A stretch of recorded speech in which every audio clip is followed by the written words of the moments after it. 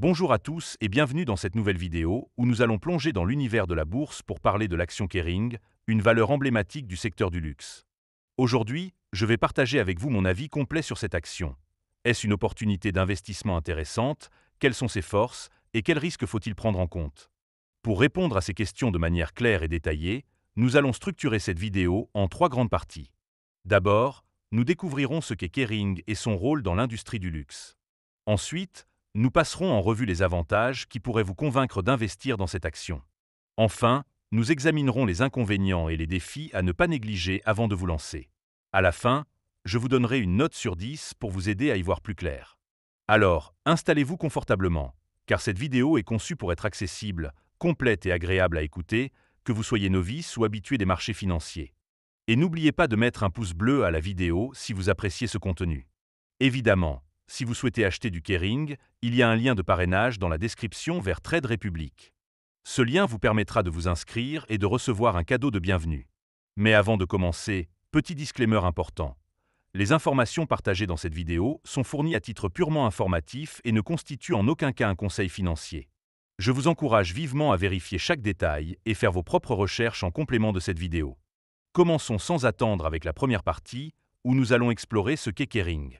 Kering est un groupe français de luxe fondé en 1963 par François Pinault sous le nom de Pinault SA, initialement spécialisé dans le commerce du bois.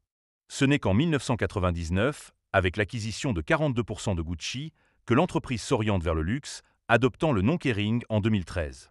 Coté à la Bourse de Paris sur l'Euronext sous le symbole KR, Kering affiche une capitalisation boursière d'environ 24,5 milliards d'euros en mai 2025. L'entreprise gère un portefeuille de marques prestigieuses, incluant Gucci, Saint-Laurent, Bottega Veneta, Balenciaga, Alexander McQueen, Brioni, Boucheron, Pomellato, Dodo, Quilin, Ginori 1735, ainsi que Kering Eyewear et Kering Beauté. En 2024, Kering a réalisé un chiffre d'affaires de 17,2 milliards d'euros, employant 46 930 personnes et exploitant 1813 magasins dans le monde, principalement en Europe occidentale, en Amérique du Nord, au Japon et dans les pays émergents. Les ventes se répartissent géographiquement ainsi: 30,4% en Asie-Pacifique, 29% en Europe occidentale, 23,8% en Amérique du Nord, 8,3% au Japon et 8,5% ailleurs. Dirigé par François-Henri Pinault, Kering place la créativité et la durabilité au cœur de sa stratégie, avec des initiatives comme l'abandon total de la fourrure animale depuis 2022 et un objectif de réduction de 40% des émissions de gaz à effet de serre d'ici 2035. Cette présentation montre un groupe diversifié, solidement positionné dans le luxe, mais confronté à des défis liés à la performance de ses marques phares. Passons maintenant à la deuxième partie, où nous allons explorer les avantages d'investir dans l'action Kering. Le premier bon point, c'est la qualité du portefeuille de marque. Avec Gucci, qui représente environ 50% des revenus, ainsi que Saint-Laurent et Bottega Veneta, Kering détient des noms synonymes de prestige et d'innovation, attirant une clientèle aisée et fidèle. Cette notoriété soutient des marges élevées, avec une marge opérationnelle de 19,5% en 2024. Deuxièmement, Kering offre un dividende attractif. L'entreprise a approuvé un dividende de 6 euros par action pour 2024, soit un rendement d'environ 3,3% au cours actuel de 183 euros, avec un acompte de 2 euros versé en janvier 2025 et un solde de 4 euros prévu pour mai 2025.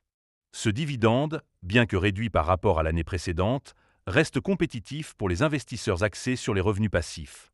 Troisièmement, la diversification géographique est un atout.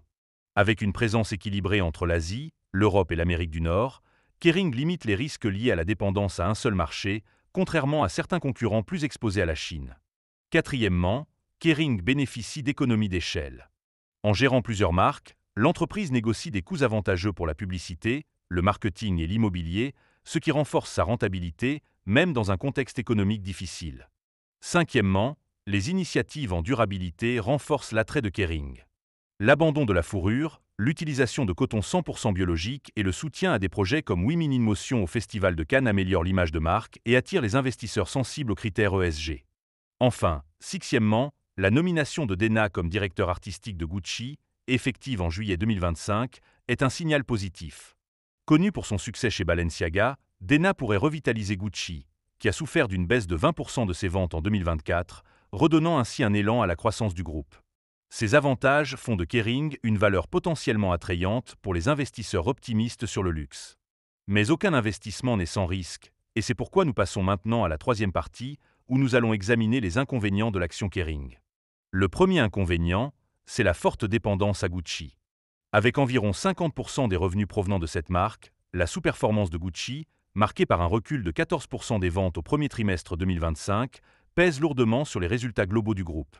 Cette faiblesse a contribué à une chute de 60% du cours de l'action depuis son pic de 2021.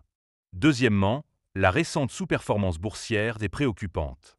En 2025, l'action a perdu 39% sur un an, tombant à un plus bas de 178 €, reflétant une perte de confiance des investisseurs face aux défis de Gucci et à un ralentissement du marché du luxe. Troisièmement, la concurrence intense est un obstacle. Kering rivalise avec des géants comme LVMH, Hermès et Richemont, dont les marques, comme Louis Vuitton ou Cartier, affichent une résilience et une fidélité client plus forte. Hermès, par exemple, a vu ses ventes croître de 10% en 2024, tandis que Kering a reculé de 12%. Quatrièmement, les pressions géopolitiques et économiques affectent la demande. La faible reprise en Chine, qui représente une part significative des ventes en Asie, et les nouveaux droits de douane américains sur les produits européens menacent les marges, estimées à 19% en 2024. Cinquièmement, les coûts des investissements stratégiques sont élevés. Kering a fermé environ 50 boutiques Gucci en 2025 pour repositionner la marque, ce qui a entraîné des charges exceptionnelles et une réduction temporaire de la rentabilité. Enfin, sixièmement, la volatilité des dividendes est un risque. La baisse du dividende de 14 € en 2023 à 6 € en 2024, en raison de résultats décevants, pourrait décourager les investisseurs axés sur la stabilité des revenus.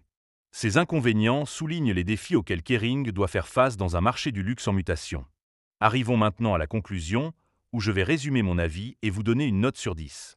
Kering est un acteur majeur du luxe, avec un portefeuille de marques prestigieuses, un dividende compétitif et des initiatives en durabilité qui renforcent son positionnement à long terme. La nomination de Demna chez Gucci et la diversification géographique offrent des perspectives de rebond, particulièrement si le marché chinois se redresse. Cependant, la dépendance à Gucci, la sous-performance boursière, la concurrence accrue et les pressions économiques exigent une approche prudente. Pour moi, l'action Kering convient aux investisseurs patients, prêts à attendre une revitalisation de Gucci et à tolérer une volatilité à court terme. En tenant compte de ses forces et de ses faiblesses, je donne à l'action Kering une note de 6,5 sur 10. C'est une valeur avec un potentiel à moyen terme, mais le contexte actuel suggère d'attendre une stabilisation des résultats ou une correction supplémentaire du cours pour un meilleur point d'entrée. Merci d'avoir regardé cette vidéo jusqu'au bout. Si elle vous a plu, n'hésitez pas à mettre un pouce bleu et à partager vos impressions en commentaire. À très bientôt pour une nouvelle analyse boursière.